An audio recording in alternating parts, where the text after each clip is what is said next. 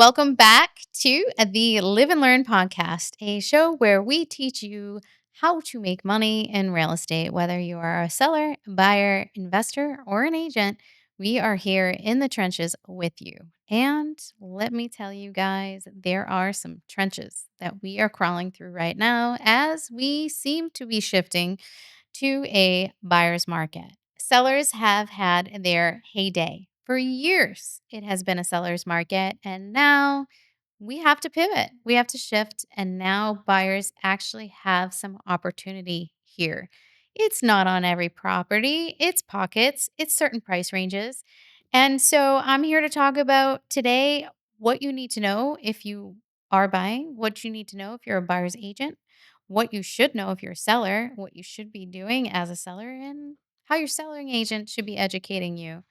So let's dive right into what's happening. Well, the tides are turning, folks, and so need you.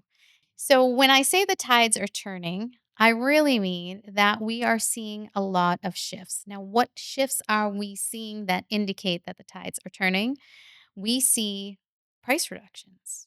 One in five houses, according to recent data, one in five houses are being reduced in price. So that means days on market are longer. Days on market is incredibly increasing year over year. And with that, inventory has increased. So it's all a kind of a relative snowball that leads us all to kind of believe that we are approaching what is called, or we are in. I don't know. I feel like something has snapped within the past couple of weeks. Like the 4th of July went off with some fireworks, and I feel like, boom, the buyer's market just like kicked into full gear. And so you're seeing a lot of sellers have to be schooled, um, revived, if you will, on what they should do with their property. And as a broker owner, I am educating all of our agents on how to approach this, how to talk to the sellers, how to deal with the buyers, what the buyers need to know. And there's just so many moving parts. So, in a seller's market, the seller always had um, the most say, if you will, in how the transaction and what the outcome would be. And they were able to dictate crazy pricing. They were able to dictate some crazy terms. In our last episode we talked about inspection rules that are ahead for us. These are all things that are going to benefit a buyer and all helping us steer towards a buyer's market. Now, for people who are heavy listing agents, this isn't a big deal. This is a pivot. I've been through many different markets where we have had to pivot and it has been profitable. So just because we're used to one way for so many years does not mean that we can't adjust, pivot. And so what I basically am telling my agents is to really have serious conversations with your sellers. So let's talk about sellers. Sellers need to price their property right out the gate, no second chances, no let's see what happens. No, no, no, we can reduce later. Time is not on your side. There is a sentence I say to all my sellers, and I feel like it's a little dramatic, but it's true.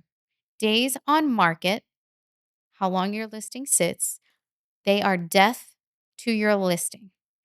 And I think it's really important and really crucial now more than ever to align with real estate agents, listing agents that can campaign your property. At Live Realty, we call it a campaign.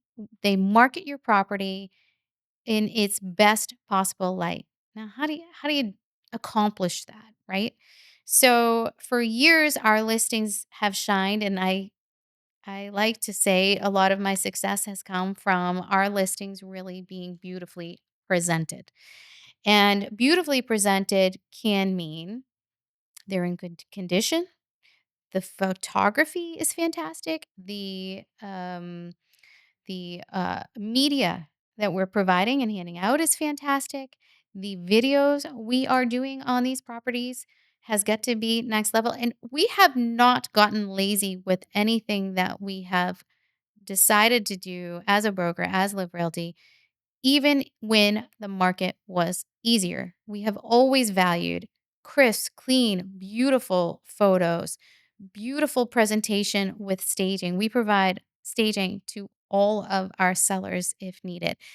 And, the difference in every word that we're writing for the description, the difference in every angle, every angle matters. Everything counts. It's a feeling, and you need to make the buyers feel it now more than ever. And so, as a seller, not only do you need to do all the things, make it present well, do the landscaping, paint the house potentially, all these things should you do, um, you also need to price the house right.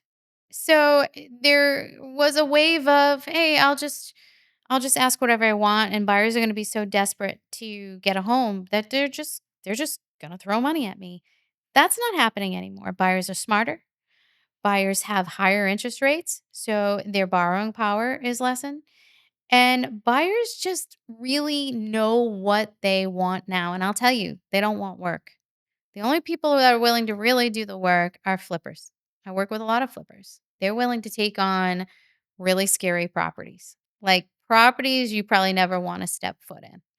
I'm working with a flipper right now, and the worse the property is, the better. Um, I this is a crazy story. I'm going to tell this story because I'm digressing a bit, but this is a crazy story. So the property that we have an offer in on right now, the property sold a year ago. There was a seller financing situation where someone had the hard money on the property. Someone had the note, private, not a bank, and someone owned it. Both parties died. That's almost I've never heard of that, right? Both parties died. And now the property is being sold as an estate sale. But wait, it gets crazier. So a gentleman comes along, probably a very nice gentleman. I don't know him. This is not our listing. This is the stories I'm told. And he starts to, he makes a bid, gets his offer accepted. And for some reason, there's some sort of lag. So he starts working on the property, probably dumps 40 grand into it. He also puts down a $30,000 escrow deposit. Uh, at some point, ICE comes knocking on his door and deports him. Now, I'm told that he's back around, but he lost that $40,000 and the $40,000 he put out into the home, which he should never have done without officially owning it and closing on it. And he loses that deposit, that $30,000 deposit. Now, these numbers may be arbitrary. This is not, this is hearsay, so I could be inaccurate, but this is what I'm being told. And the flipper that I work for, I said, listen, I'm superstitious. You guys know I got my elephants up here. I always go out the same way I come in. I never leave out of a different door in a listing. There's many things that no birds in the house. We might even have a whole episode on no birds in the damn house. And I don't care if it's a picture. I don't care if it's a face cloth. I don't want birds in the house. You got to get them out. I'll tell those stories later. So anyway, my flipper says, I'm not scared of the curse of this property. I look at it as its opportunity and somebody wants me to get it. Great, great outlook. Okay, let's go. Let's check it out. Now, of course, it has bird wallpaper. It will be removed, so I'm going to allow it. But, you know, the, the seller doesn't have to do anything to that property. They can't do anything to that property. It's going to cost hundreds of thousands of dollars in renovation. So those properties are desirable for flippers, for contractors, for people who want to rejuvenate these properties. And I work with a lot of those flippers and contractors and developers. And so there is a market, as this market shifts, there's going to be more opportunity for the flippers, for the developers to snag property with numbers that actually make sense. So for me, I think the shift is welcomed. It's getting a little boring with the sellers always naming their price. Gone are the days, I would say, I should digress too. Gone are the days where sellers are getting a couple 100,000 over asking price, even though I just did it last week in Middleton, but it is not common anymore. And so as much as we loved it, as much as it was fun, now it's a more balanced market. We are going into a very much more balanced market, a very much more fair market, and I welcome it. I really welcome it. I think it's best for everybody. Um, And so, what are we doing? We're dealing with sellers. If it's a retail customer, not a wholesale, like I call wholesale my flippers, right? Wholesale's my flippers. They're a wholesale buyer. They're going to buy the property dilapidated with all the junk in it. They don't care. They might even buy it with a tenant in it and get evicted the tenant. Like they will settle for the worst of the worst condition. But when we're talking about a retail property, right? A property that is on the open market, a property that is um, lived in, well lived in, or well appointed, or whatever it may be. If we're talking about a retail property, you need to step up your game, Mr. and Mrs. Seller, because buyers are picky. And guess what? Buyers can't afford the price from last year. They can't afford the price that your neighbor got anymore. Not with interest rates being the way they are.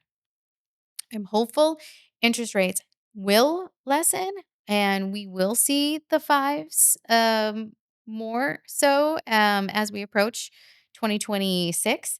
But I never promise it. I never promise my buyers that the interest rates will come down. We may never see 2.5% again. We may never see 3% again. And so I think we're at the point now where that's gone. People are swallowing that. They're accepting that. And they want to sell their house for whatever reason. They're moving, they're downsizing, they're upgrading, family changes, all kinds of different reasons sellers are moving. And those sellers need to be smart. They need to be smart about who they list with. They have to know that they are listing with the best that they can find because navigating this new world with all new regulations and laws is difficult. So just listing with Aunt Sally or cousin Betty doesn't necessarily uh, lead you to a great outcome. And so we're telling sellers to really be savvy about the agent that they choose. And with that, they're going to choose an agent who's educated, an agent who, especially if it's one of my live agents, they're going to be educated. They're going to know that what the pricing is in that area and where the houses are selling and if they're selling over asking and what kind of condition these houses are in. And these listing agents are going to come in and they're going to say, I've got a painter. I've got someone to help you clean up. I've got someone to help you pack. We've got a handyman for you. We've got all that for you. That's what we're here to do is help get you ready. And now more than ever, you need to get your house ready to shine. You only have one shot to do it right and make the most amount of money from your sale. And so, with a buyer's market, we are seeing price changes, right? So not only do the sellers have to present their property beautifully, or should if they want to maximize profit. They also need to price the property perfectly. You remember the show Price is Right? There was a perfect price, right? And some people, they put zero and they might have won, but some people really oftentimes would guess the perfect price or what the actual price was. And it's that sweet spot, that number that you really need to pay attention to. And guess what? Again, your neighbor's house that sold for a certain amount of money means nothing. What you need to get for your property means nothing to a buyer. And at the end of the day, what your property is worth is what a ready, willing, and able buyer is willing to pay for it on the open market. And so the buyers ultimately set the price. It's your job and your agent's job to show you the data, arm you with the facts, and let you see what happens if you overprice and let you see what happens if you price slightly under market. The goal is to get all of these people to see your home and funnel it down into wonderful offers, multiple offers. And we're not seeing multiple offers like we were 28 offers, this, that. I mean, they happen, just not as much now.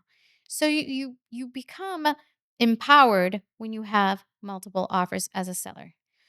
You lose your power if you overprice and you're chasing a buyer for an offer. You're going to get undercut, you're going to lose money likely, and you are probably going to be tortured throughout that entire transaction doing things that the buyer wants and that you're not comfortable with necessarily because guess what? They're all you got. So pay attention to your pricing, be reasonable, don't be greedy, be smart. It's a business decision, right? You want to make sure this property sells. Do you really want to keep open housing it weekend and weekend, taking the kids out of the house, taking the dogs out of the house, mentally dealing with like cleaning the house every time you leave? Did I leave anything out? No. The name of the game is to get you a great price quick. And that's the path of least resistance. And so be smart.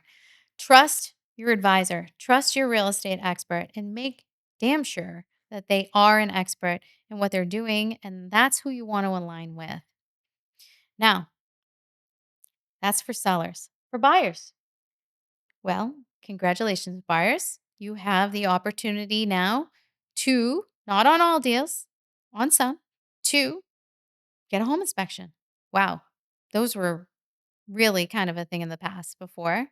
You can potentially undercut the price if it's been sitting on the market. If you know you're not competing, you have leverage. Buyers finally have some leverage. And again, this is property specific. This isn't neighborhood specific. This isn't town specific. It all depends on the property and the price point.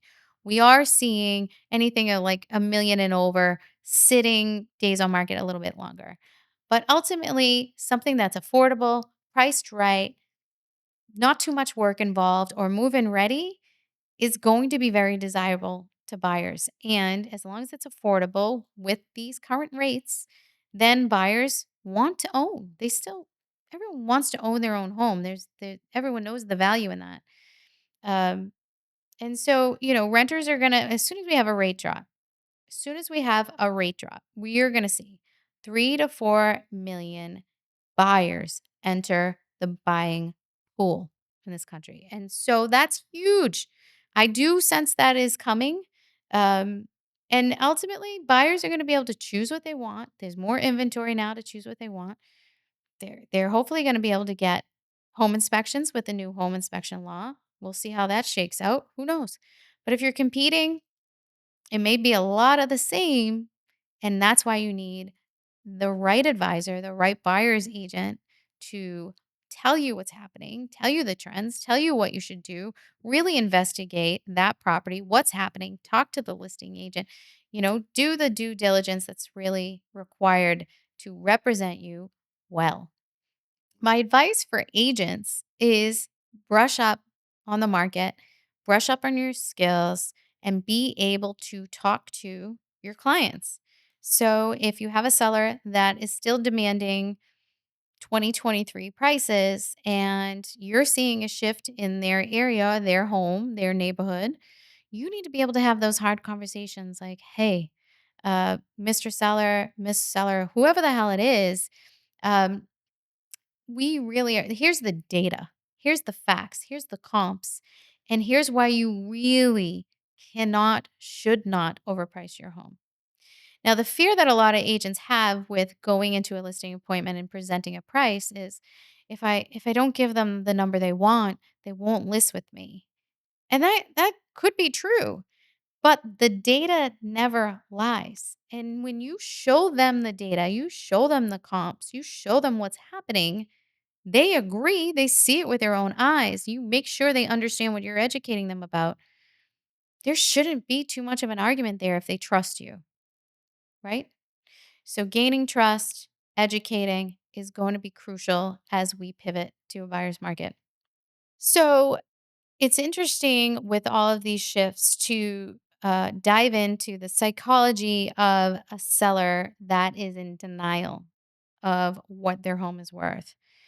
And it's important to let them know that the market has shifted, the market has changed. We missed the easy market, and buyers are smarter now.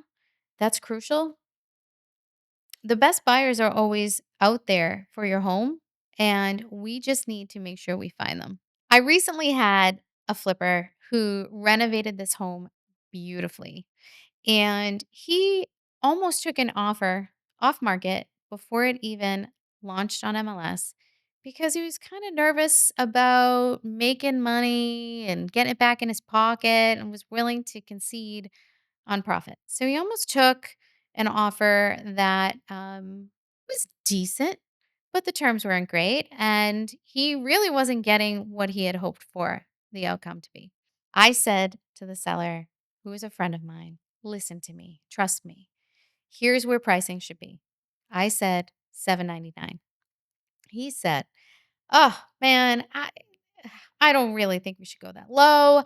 I wanna list it at 8 and a quarter." I said, "Well, what's the real difference between 8 and a quarter and 7.99? You understand that we're dealing with, from a search engine perspective, we are dealing with people who only go up to a certain amount. Now, whether or not they can afford more, is another story, but they're only gonna see up to a certain amount, right? You go into Zillow or Redfin, and you put in, I want to look at things from 500 to 800 in a certain area. And so you're not going to see anything that's 805, 810, 825, 850. So why not get this property exposed to as many people as possible? Oh, geez, what if someone only gives me 799? Well, I don't think that's what's going to happen. You're going to have to trust the data. You're going to have to trust my comps, and you're going to have to trust me. So I go in, he listens. He says, "I trust you. As hard as it is to listen to you, I trust you." And that's all I can ask from any of my clients, really. I go in, we stage it beautifully, we market it beautifully. We have a lot of fun videos on it. We have a kick-ass open house weekend. Ton of people showed up. Everyone loved it. He did a beautiful job. And the outcome was, I think we received 8 offers, um, and with those 8 offers, we got 85,000 over asking and a closing in 2 weeks. And no inspection. The buyer decided to waive inspection. We welcome inspections. We even give home warranties with our flips, but in this instance, that's what the buyer wanted. So, the property has closed. He received $85,000 over the asking price, and he listened. What do you think he said? "I'll listen to you. I'll always listen. Thank you so much." Trust the experts. That's what you need to do. You need to trust us. You need to trust our pricing recommendations.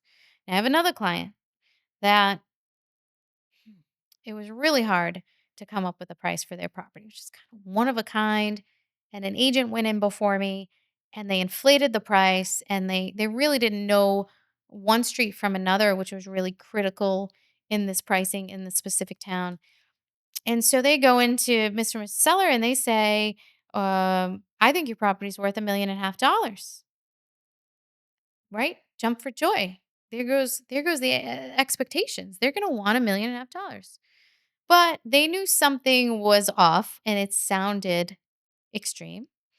And so they call me in and they say, "Candace, what do you think?" And this one was one I was a little befuddled on. And I said, "We just don't know what's going to happen with this one. This one is so rare, so special, so beautiful, but we have to find the right person that understands that." We ended up pricing at a lower amount than the 1.5 million, and I'm hoping I'm going to close it tonight. I think we're going to get an offer tonight. So, as a result, they trusted me. They knew that there was going to be you know, uh, eh, we don't know the outcome. There's no crystal ball on this stuff. And because they trusted me, I think we're going to get to the finish line. I also staged the property. That really made a big difference. They did a lot of work to get the property ready to go. So it's a team effort. So presenting, staging, pricing properly makes for a great environment for the buyers to come. And that is our job as real estate agents. Now, if I am a real estate agent or a buyer's agent and I see one of these properties, I am going to make sure that they love it. I'm going to make sure that there's quality in the construction of the product or what I'm selling or the flip or the house, whatever it may be. I'm going to make sure that the property doesn't flood all the time, even though there's ways to overcome this. I'm going to make sure the house isn't covered in mold, even though there's ways to overcome this. As a buyer's agent, I'm getting up in the attic. I am looking at the attic. I'm looking to see if the bathrooms are vented. I'm looking to see if there's mold. I'm looking to see all these things. So I'm no home inspector. But 30 years in the business, I've learned a lot about a house. A lot. More than sometimes I want to know about a house. And I know that when I'm in a basement and it smells musty, I'm going to look behind things. I'm going to see if I see water stains. I'm going to see if I see mold growth behind a couch, right? I honestly, my throat starts to burn. My husband used to say I was crazy. He'd say, "You are not a mold detector." I am a human mold detector. Reason number 1 million why people should hire me to be their buyer's agent is I go in and I can smell and detect the mold. My throat instantly starts burning. Later on, I actually proved that that can happen if you have a high sensitivity to it.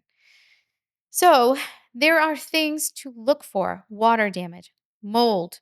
If you can see the the house and the structure of the house as it sits on the foundation, if you can see the boards in the basement and you can see, has there been powder post beetles, has there been termite damage, are the floors crooked, are there is there bulging in the foundation?